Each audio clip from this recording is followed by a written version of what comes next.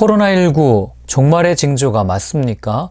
계시록에서 말하고 있는 새 예루살렘, 새 하늘과 새 땅이 펼쳐질 날이 정말 얼마 남지 않았습니다.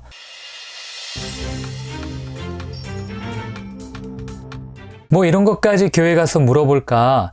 성경에 이렇게 나와 있는데 이거 도무지 이해가 안 되는 걸 하는 그런 고민과 그런 질문들이 있다면 언제든지 질문해 주십시오.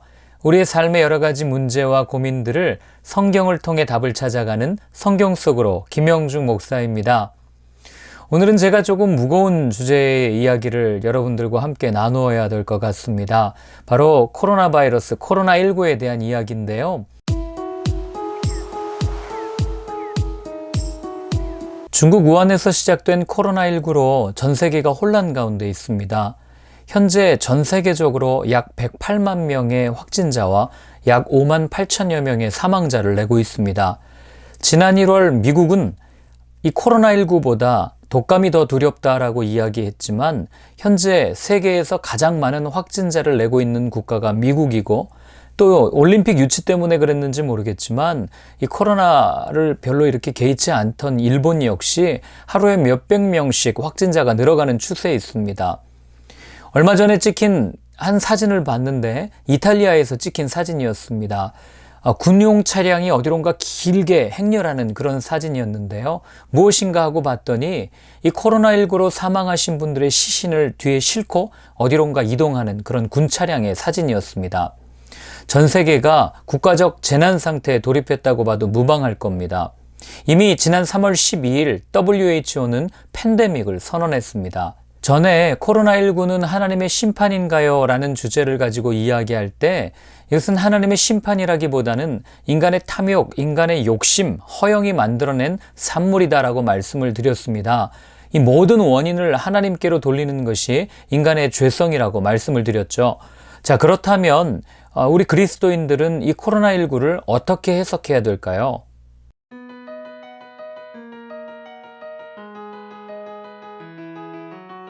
성경을 읽으면 읽을수록 이제 정말 주님이 오실 날이 멀지 않았구나 라는 느낌을 지울 수가 없습니다.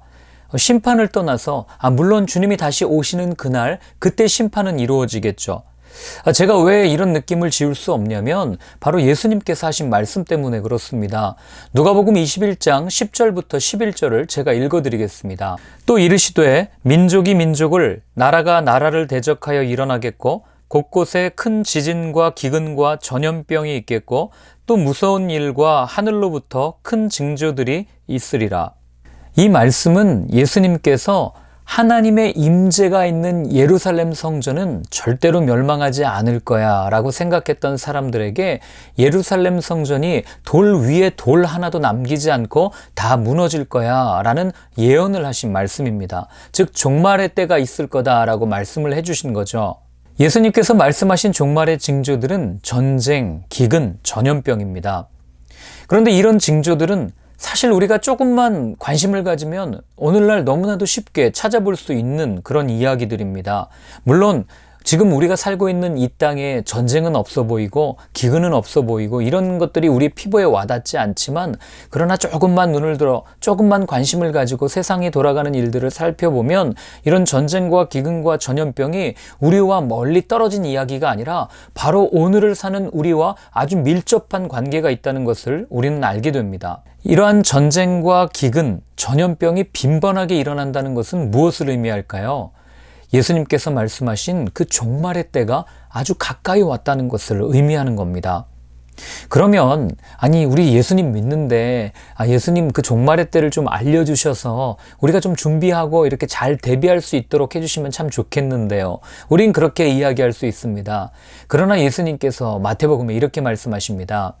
그날과 그때는 아무도 모르나니 하늘의 천사들도 아들도 모르고 오직 아버지만 아시느니라. 그런데 우리 하나님은 사랑의 하나님이세요. 성경을 보면 단 한 번도 예고 없이 매를 드시거나 심판을 행하신 적이 없어요. 하나님께서는 늘 경고의 메시지를 주셨고 수많은 힌트들을 던져주셨습니다. 너 진짜 그러면 혼난다. 너 진짜 그러면 죽어. 너 정말 멸망한다. 하나님께서는 당신의 경고의 메시지를 담은 수많은 선지자와 예언자들을 보내셨지만, 그러나 많은 사람들은 그 경고의 메시지, 그 수많은 힌트들을 한 귀로 듣고 한 귀로 흘린 채 자신들의 욕망을 따라 살다가 그렇게 심판의 때, 종말의 때를 맞이했던 겁니다. 성경에 나오는 예언의 특징은요, 징조는 길어요. 수없이 많은 힌트가 주어집니다. 경고도 수없이 주어져요. 그러나 그 예언이 이루어지는 것은 단 한순간이라는 거예요. 그래서 예수님은 항상 깨어있으라고 말씀하신 겁니다. 그렇기 때문에 오늘날 어쩌면 우리가 이렇게 전염병이라든지 전쟁, 기근과 같은 일들이 수없이, 이런 징조들이 빈번하게 일어나는 것을 보면서 우리는 느껴야 되는 거예요. 우리는 깨달아야 되는 거예요. 아, 이제 때가 얼마 안 남았구나. 이거를 우리가 느껴야 되는 거죠.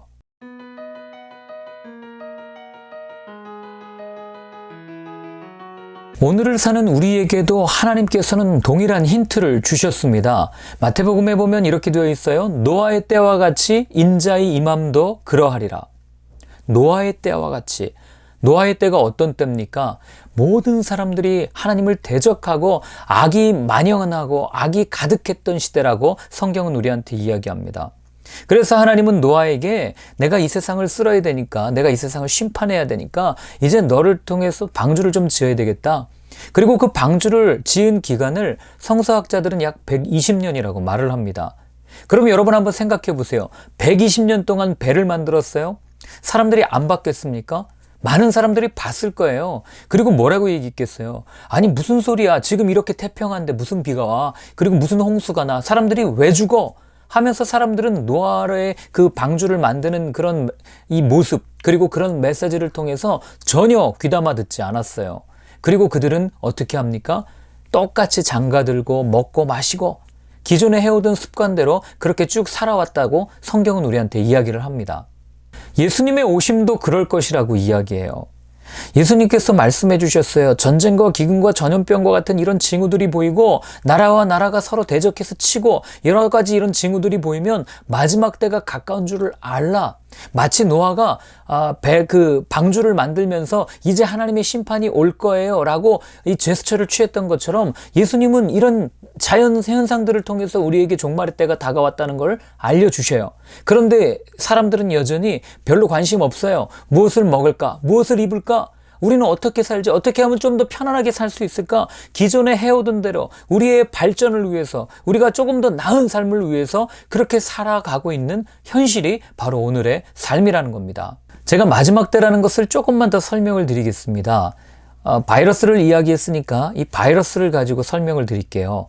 이 독감 또는 이런 바이러스 질환들이 어떤 추이를 보이고 있는지를 살펴보면 그 주기가 점점 짧아지는 데서 또 더 다양하게 나타나는 데서 우리는 종말의 때라는 것을 눈치챌 수 있어야 합니다. 1918년 스페인 독감이 일어났어요. 1968년에는 홍콩 독감이 일어났고요. 2002년에는 사스, 2009년에는 신종플루, 2014년에는 에볼라 바이러스. 물론 에볼라 바이러스는 1976년에 발견됐지만 그것이 잠재되어 있다가 다시 터진 게 2014년입니다. 그리고 2015년 메르스, 2019년 코로나19. 그리고 이 바이러스들의 백신이 개발된 게 아니에요. 여전히 개발 중에 있습니다.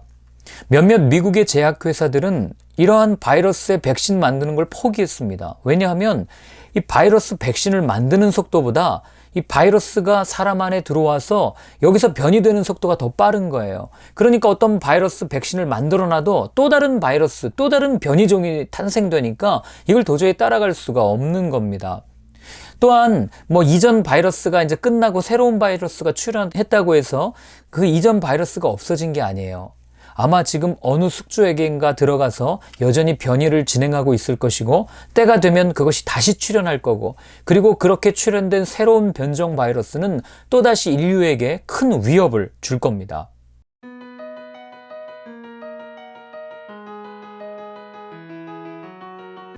저는 코로나19가 종말의 징조 그리고 하나님의 경고의 메시지가 맞다고 확신합니다. 음모론 아니야. 우리가 지금 이렇게 열심히 방역하고 있고 마스크도 쓰고 손도 자주 씻고 그리고 또 사회적 거리두기를 통해서 이 바이러스를 물리치기 위해서 얼마나 열심히 노력하는데 반드시 때가 되면 우리는 이겨낼 거야. 대한민국은 반드시 이겨낼 거야. 예, 저도 대한민국 국민으로서 반드시 그랬으면 좋겠습니다. 아니, 그리고 때가 되면 코로나19는 반드시 우리가 이겨낼 겁니다. 그런데 문제는 이 코로나 바이러스와 같은 녀석들, 그리고 코로나 바이러스보다 어쩌면 더 알 수 없는 괴질들이 앞으로 우리 가운데 더 많이 찾아올 것이라는 데 문제가 있는 겁니다. 앞으로 이런 바이러스들, 즉 사람과 동물을 숙주로 하는 인수공통 바이러스들이 더 자주, 더 빈번하게, 더 다양한 모습으로 우리 가운데 찾아올 것이라는 한 과학자의 말을 우리는 주의 깊게 들을 필요가 있는 겁니다. 우리가 이런 경고의 메시지를 듣지 않는다면 우리는 출애굽기에 나오는 바로왕과 같은 인생을 살 수가 있습니다. 하나님께서 이스라엘 백성들을 이제 출애굽시키기 위해서 모세를 통해서 이제 끌고 나가려고 하지 않습니까? 그런데 이 애굽의 왕이 이 많은 노동력이 한꺼번에 빠지니 얼마나 싫겠어요? 그래서 거절합니다. 그래서 하나님께서 모세를 통해서 이 애굽 땅에 재앙을 주십니다. 10가지 재앙을 주시죠. 그런데 한두 번은 우리가 그럴 수 있어요.